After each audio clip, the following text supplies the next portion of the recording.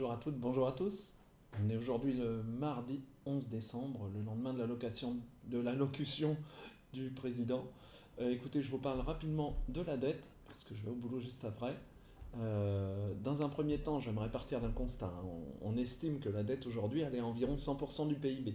Alors c'est absolument incroyable, hein.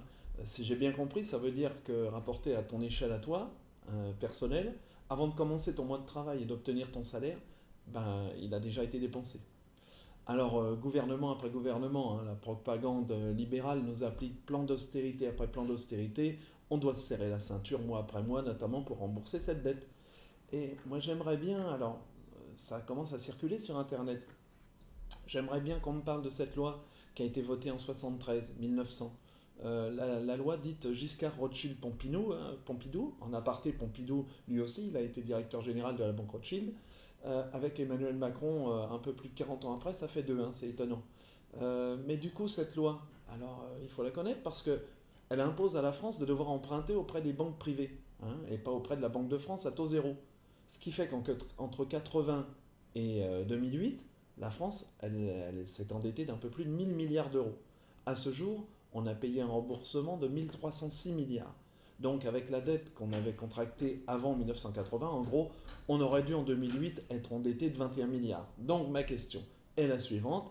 Est-ce qu'on peut supprimer cette loi de 1973 comme l'a fait le Canada, par exemple, hein, le 26 janvier 2015?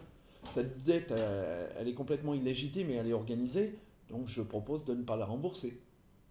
Et puis, pour finir, vite fait, là, une petite réaction face au coup de pouce Macron, j'allais dire, aux propositions du président, hein. Si j'ai bien compris aussi, une deuxième fois, 1275 euros le SMIC dès janvier. Ça fait 1275 euros x 12, ça fait 15 300 euros à l'année. Sachant que tu es imposable à partir de 14 300, bah, je vais annoncer à tous les smicards qui vont payer l'impôt sur le revenu. Bravo l'artiste.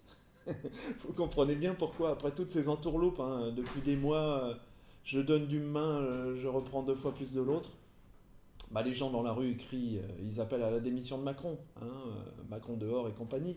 Ça crie dans les rues, c'est logique, hein. D'autre part, pendant que Macron il parlait à la télé, hein, le Sénat il votait l'allègement de l'exit tax sur demande du gouvernement, hein. En clair, au lieu d'être obligé d'attendre 15 ans avant de revendre les actions qui ont été acquises à l'étranger ou de les revendre à l'étranger, ce sera maintenant entre 2 et 5 ans.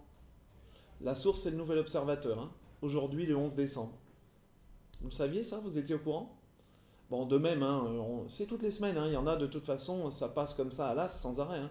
Mais le délai de carence pour les fonctionnaires, il est passé à 3 jours en cas de congé maladie, hein. Et le Sénat, toujours lui, vient de voter une baisse du salaire des fonctionnaires en diminuant la compensation de la hausse de la CSG.